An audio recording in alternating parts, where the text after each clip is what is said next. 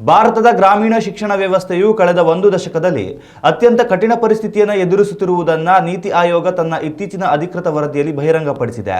ಕಳೆದ 10 ವರ್ಷಗಳ ಅವಧಿಯಲ್ಲಿ ದೇಶಾದ್ಯಂತ ಬರೋಬ್ಬರಿ 94,000 ಸರ್ಕಾರಿ ಶಾಲೆಗಳು ಮುಚ್ಚಲ್ಪಟ್ಟಿವೆ ಅಥವಾ ವಿಲೀನಗೊಂಡಿವೆ.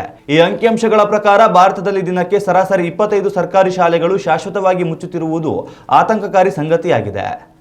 ವರದಿಯ ಪ್ರಕಾರ 2014-15ರಲ್ಲಿ ದೇಶದಲ್ಲಿ 11.07 ಲಕ್ಷದಷ್ಟಿದ್ದ ಸರ್ಕಾರಿ ಶಾಲೆಗಳ ಸಂಖ್ಯೆಯು 2024-25ರ ವೇಳೆಗೆ 10.13 ಲಕ್ಷಕ್ಕೆ ಕುಸಿದಿದೆ.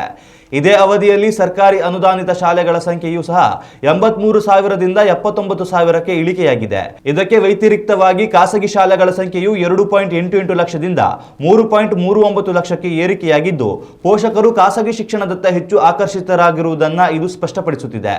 ಈ ದಶಕದಲ್ಲಿ ಒಟ್ಟಾರೆ ಮಕ್ಕಳ ದಾಖಲಾತಿ ಪ್ರಮಾಣ 2.26 ಕೋಟಿಯಷ್ಟು ಬಾರಿ ಕುಸಿತ ದಾಖಲಾಗಿದೆ.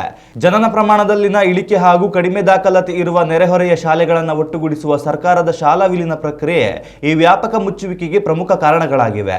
ಈ ಪ್ರಕ್ರಿಯೆಯು ಪ್ರಮುಖವಾಗಿ ಉತ್ತರ ಪ್ರದೇಶ ಮತ್ತು ಮಧ್ಯಪ್ರದೇಶದಲ್ಲಿ ತೀವ್ರವಾಗಿದ್ದು, ಅಲ್ಲಿಯೇ ಸುಮಾರು 40,000 ಶಾಲೆಗಳನ್ನು ವಿಲೀನಗೊಳಿಸಲಾಗಿದೆ.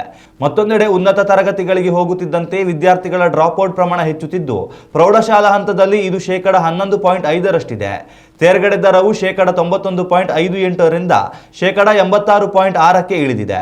ಇದರೊಂದಿಗೆ 9ನೇ ತರಗತಿಯ ಹಲವು ವಿದ್ಯಾರ್ಥಿಗಳಿಗೆ ಕನಿಷ್ಠ ಭಿನ್ನರಾಶಿ ಅಥವಾ ಶೇಕಡವಾರು ಮುಂತಾದ ಮೂಲಭೂತ ಗಣಿತದ ಪರಿಕಲ್ಪನೆಗಳು ಅರ್ಥವಾಗುತ್ತಿಲ್ಲ ಎಂದು ವರದಿ ಕಳವಳ ವ್ಯಕ್ತಪಡಿಸಿದೆ. ಈ ಶೈಕ್ಷಣಿಕ ಬಿಕ್ಕಟ್ಟನ್ನು ನಿವಾರಿಸಲು ಮೂಲಸೌಕರ್ಯ ವೃದ್ಧಿ ಮತ್ತು ಕಲಿಕಾ ಗುಣಮಟ್ಟ ಸುಧಾರಣೆ ಅತ್ಯಗತ್ಯವಾಗಿದೆ ಎಂಬುದು ನೀತಿ ಆಯೋಗದ ಸದಸ್ಯರ ಅಭಿಪ್ರಾಯವಾಗಿದೆ. ಉತ್ತಮ ಸಂಸ್ಕಾರಯುತ ಶಿಕ್ಷಣದೊಂದಿಗೆ VSS English medium CBSE school Udupi Muddur. ನರ್ಸರಿಯಿಂದ 10ನೇ ತರಗತಿವರೆಗೆ ಶಿಕ್ಷಣದ ಜೊತೆಗೆ 5ರಿಂದ 10ನೇ ತರಗತಿವರೆಗಿನ ವಿದ್ಯಾರ್ಥಿನಿಯರಿಗೆ ಉತ್ತಮ ಹಾಸ್ಟೆಲ್ ಸೌಲಭ್ಯವೂ ಇದೆ.